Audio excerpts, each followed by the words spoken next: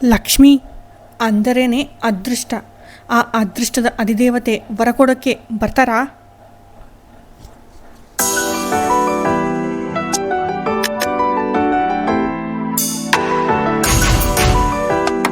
ನಮಸ್ಕಾರ ಸ್ನೇಹಿತರೆ, ಕನ್ನಡತಿಯ ಚಾನಲ್ನಲ್ಲಿ ನಿಮಗೆಲ್ಲ ಸ್ವಾಗತ. ಸ್ನೇಹಿತರೆ, ಇವತ್ತು ವರಮಹಾಲಕ್ಷ್ಮಿ ಪೂಜೆ.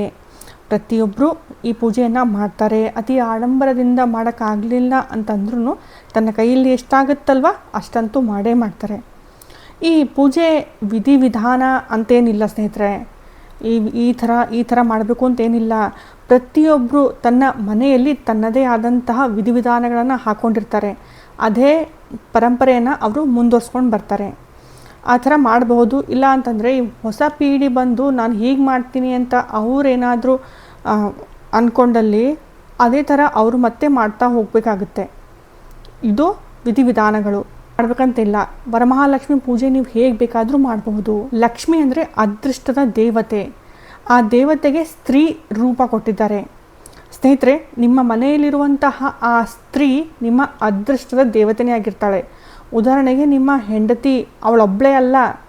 ಇವತ್ತಿನ ಕಾಲದಲ್ಲಿ ತನ್ನ ಹೆಂಡತಿಗೆ ಎಲ್ಲ ಅಂದಿದ್ದಾರೆ. ಹೆಂಡತಿ ಒಬ್ಬಳೇ ಅಲ್ಲ, ನಿಮ್ಮ ತಾಯಿ, ನಿಮ್ಮ ತಂಗಿ, ನಿಮ್ಮ ಮಗಳು, ನಿಮ್ಮ ಸೊಸೆ, ಯಾರೇ ಆಗಲಿ ಒಟ್ಟಿನಲ್ಲಿ ಆ ಸ್ತ್ರೀಗೆ ನೀವು ಮರ್ಯಾದೆ ಕೊಡೋದಿಲ್ಲ ಅಥವಾ ಅವಳಿಗೆ ಅವಹೇಳನ ಮಾಡ್ತೀರಾ.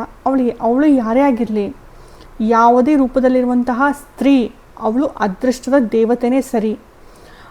ಮೊದಲು ತನ್ನ ಮನೆಯಲ್ಲಿರುವಂತಹ ಆ ಸ್ತ್ರೀಗೆ ನೀವು ಸಮ್ಮಾನ ಕೊಡಿ. ಆಮೇಲೆ ನಿಮ್ಮ ಅದೃಷ್ಟ ದೇವತೆ ನಿಮಗೆ ಒಲಿತಾರೆ. ವರಮಹಾಲಕ್ಷ್ಮಿ ಪೂಜೆಯನ್ನು ಅತಿ ಆಡಂಬರದಿಂದ ಮಾಡ್ತಾರೆ.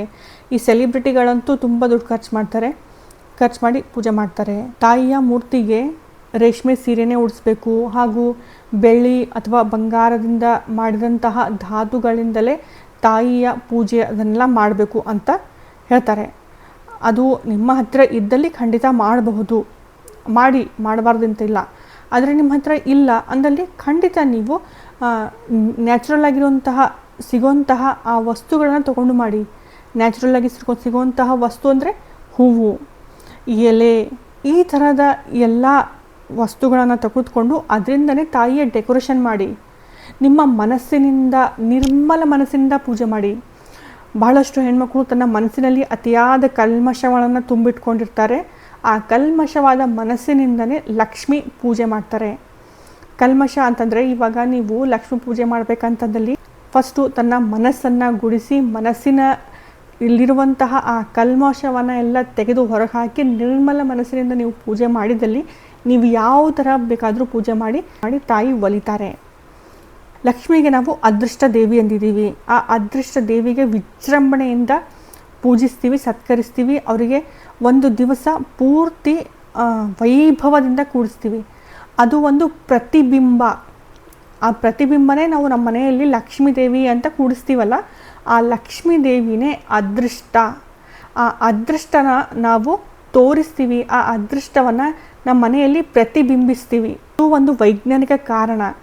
ಆ ರೂಪ ಏನಿದೆ ಅಲ್ಲ, ಆ ರೂಪ ಮನೆಯಲ್ಲಿ ಪ್ರತಿಬಿಂಬವನ್ನು ಮೂಡಿಸುತ್ತೆ, ಆ ಮನೆಯಲ್ಲಿ ಅದೃಷ್ಟವನ್ನು ಕೊಡುತ್ತೆ.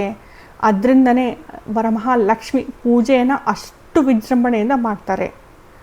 ಹಾಗಂತ ನೀವು ತುಂಬ ದುಡ್ಡು ಖರ್ಚು ಮಾಡಬೇಕಂತಿಲ್ಲ. ನಿಮ್ಮ ಕೈಲಿ ಎಷ್ಟಾಗುತ್ತೋ ಅಷ್ಟು ಮಾಡಿ ಸಾಕು. ನೈಸರ್ಗಿಕ ವಸ್ತುಗಳನ್ನು ಉಪಯೋಗಿಸಿ ಸಹ ನೀವು ಮಾಡಬಹುದು. ವರಮಹಾಲಕ್ಷ್ಮಿ ಹಬ್ಬದ ಶುಭಾಶಯಗಳು ಸ್ನೇಹಿತರೆ. ಧನ್ಯವಾದ. ನಮಸ್ಕಾರ.